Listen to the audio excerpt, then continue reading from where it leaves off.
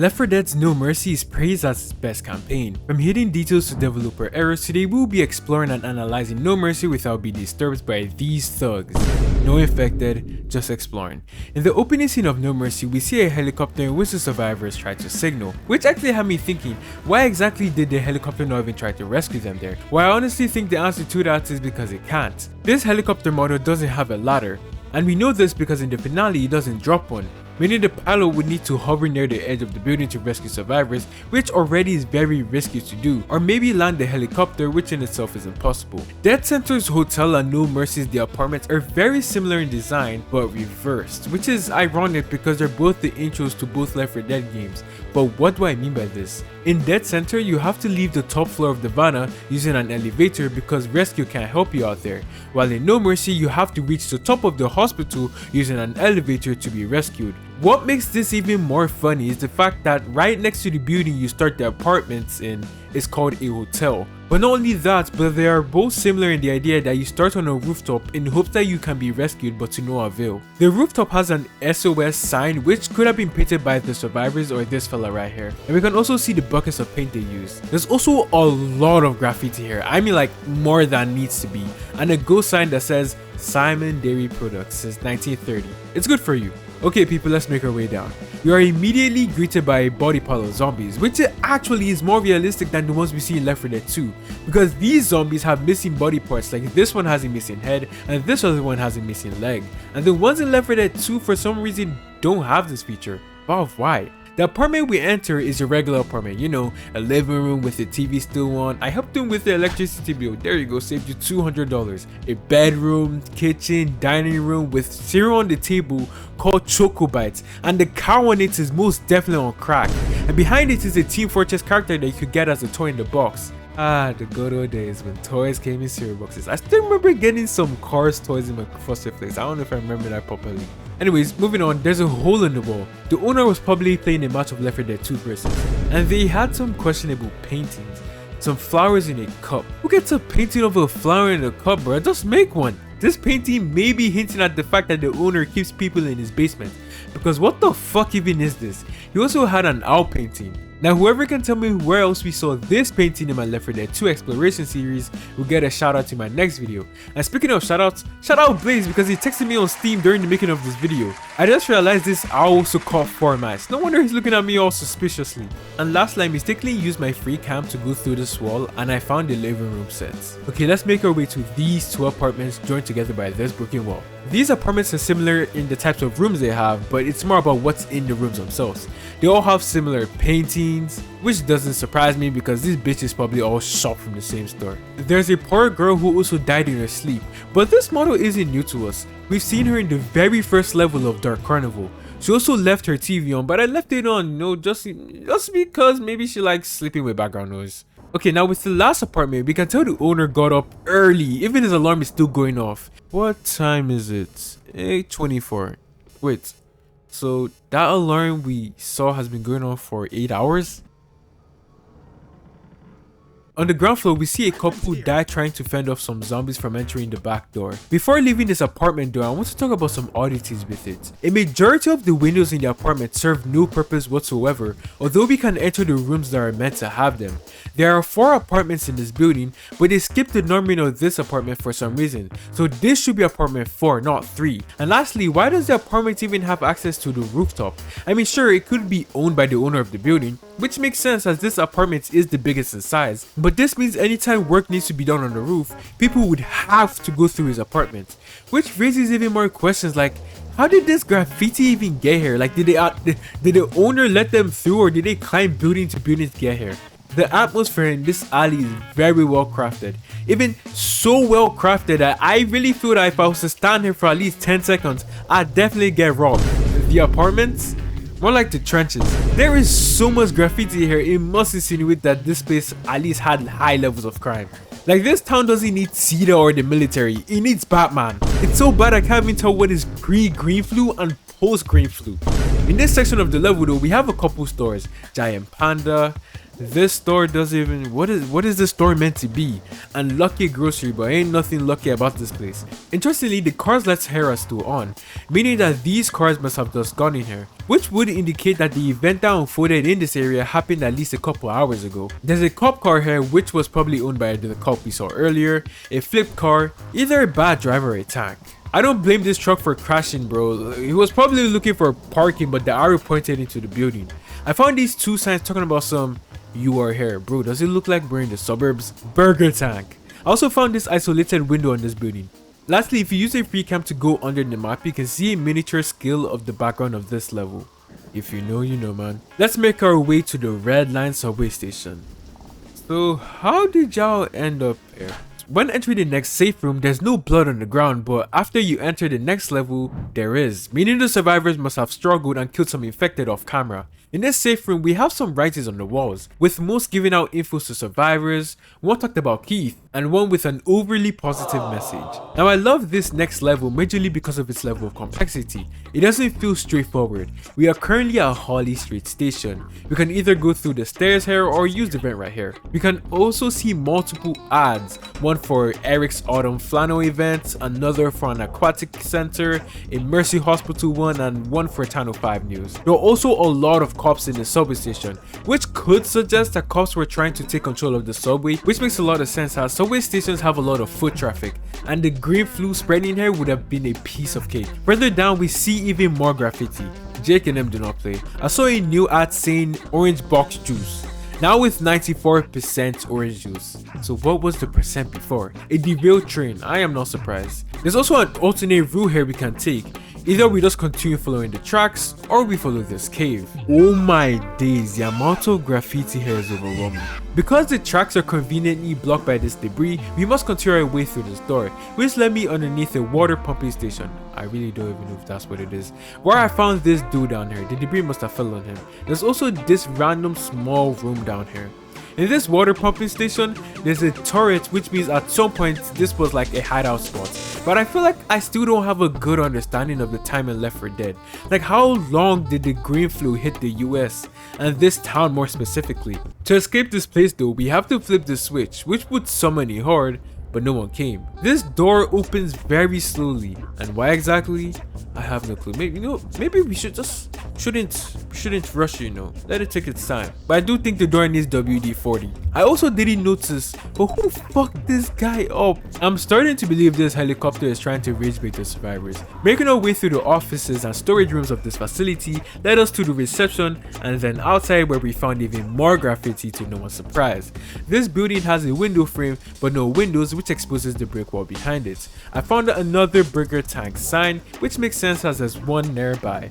But before we can get there, we have to make our way to this pawn shop. On the pawn shop sign, if you look very closely, there's something written on it along the lines of "Armed for Dead." This pawn shop has kitchen utensils, electronics, a piano, some mugs that we've seen in Left 4 Dead 2's Dead Center, and a chainsaw.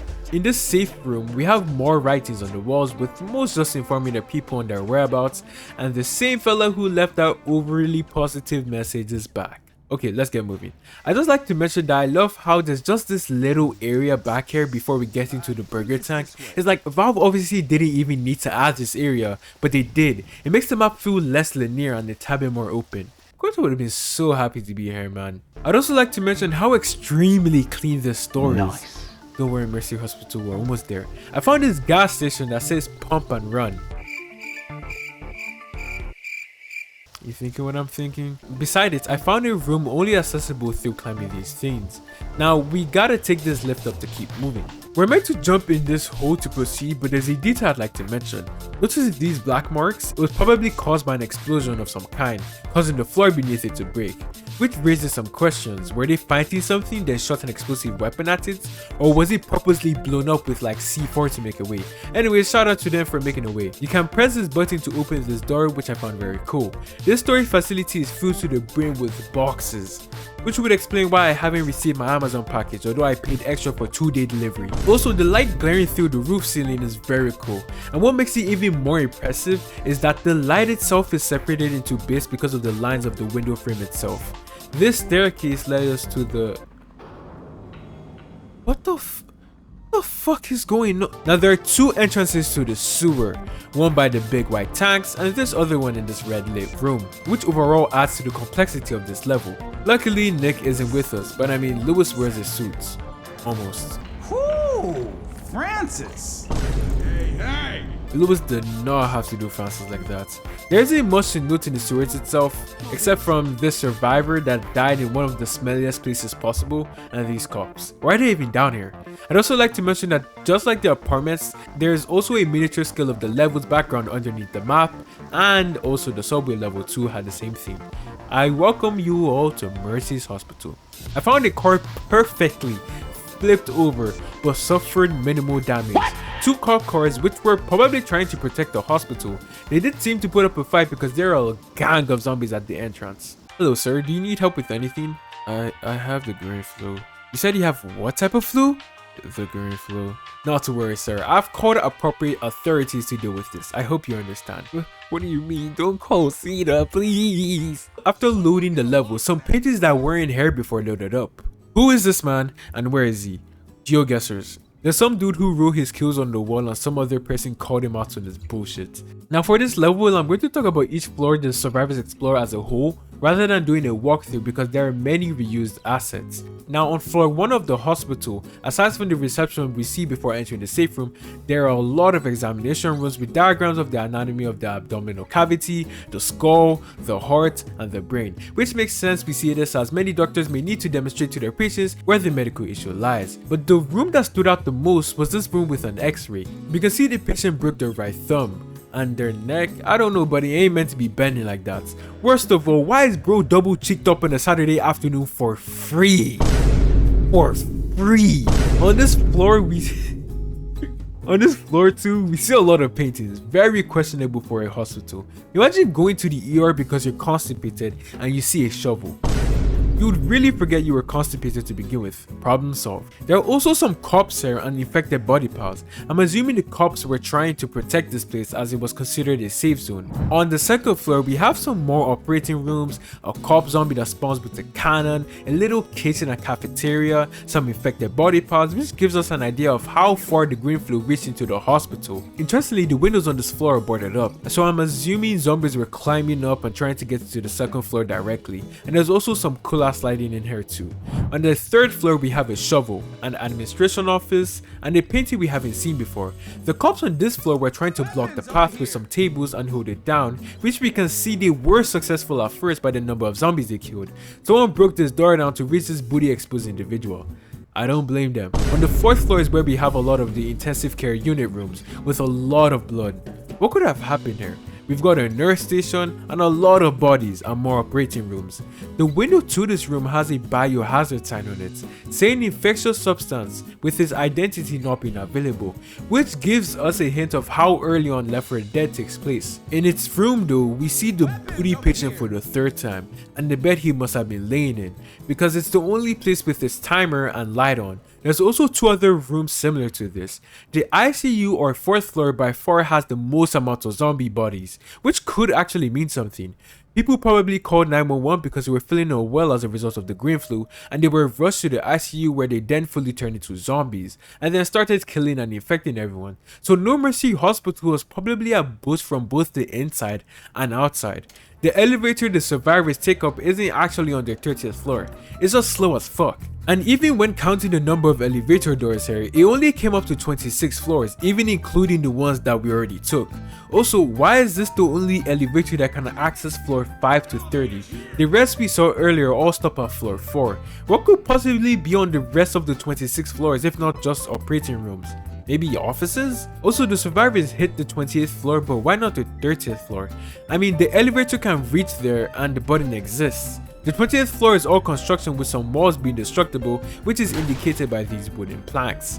In the safe room before the finale, we have some people arguing about how long it takes for people to turn into zombies, with some saying it takes about 5 minutes to as long as 5 days, which is a very massive distribution. I guess the time just depends on the person's immune system, or maybe some people just don't show symptoms of the green flu until right before they turn. I really don't know. There's also a dude who confused zombies with vampires somehow, and a man, Chicago Ted, who fears no infected. Now on the 29th floor, there's just more construction going on here. Shout out to Bob the Builder and Fix It Felix. We can also see the elevator door on this floor is now broken, although in the level before this it was perfectly fine. Also, the elevator we literally just took is now missing. So zombies riding the elevator, I guess. A random red light that wasn't here in the level before is now here. And the ceiling has so much more detail than before, with it having a ladder to the roof unlike before. I just realized the reason why the survivors can't directly go to the 30th floor, although it's clearly accessible, is probably because they need an access key, which makes a lot of sense, but how are they able to reach the 28th floor which is under construction? Wouldn't you need some type of access key there too? I have no clue, I'm probably thinking too much about it anyways. The helipad on the roof has been broken, which I can only assume was caused by a tank or a fat ass boomer. As a finale, the rooftop is actually big because every area out here is accessible either through using ladders or parkour. If you jump off the roof, there's a funny ass animation and cutscene it plays.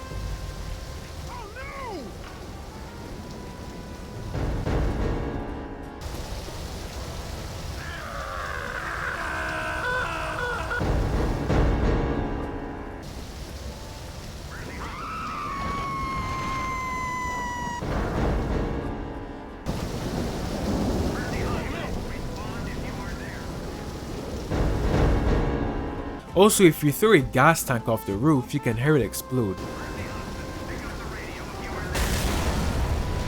In the room where the contact video is, there are two cop zombies that tried calling for rescue but got bodied during it, and there are also an extra two on the roof of this building. Now this makes more sense when you realize that the person on the other side, rescue, is trying to call out to the cops because they stopped responding. Alright, now let's reach out to rescue. When trying to escape, I encountered two tanks, but they forgot that I set the game to easy. Also, a cool detail is that the rescue will mention that they cannot land when a tank is present, which makes sense for safety reasons.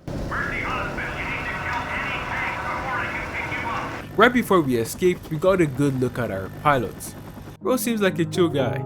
Anyways, just like that, we escaped. If there are any details I may have missed or any corrections that need to be made, feel free to let me know, and I'm going to be doing the Left 4 Dead series chronologically as some people have asked for. So with that being said, you guys take care of yourselves, stay safe, stay blessed. It's Fable, and I'm out everybody.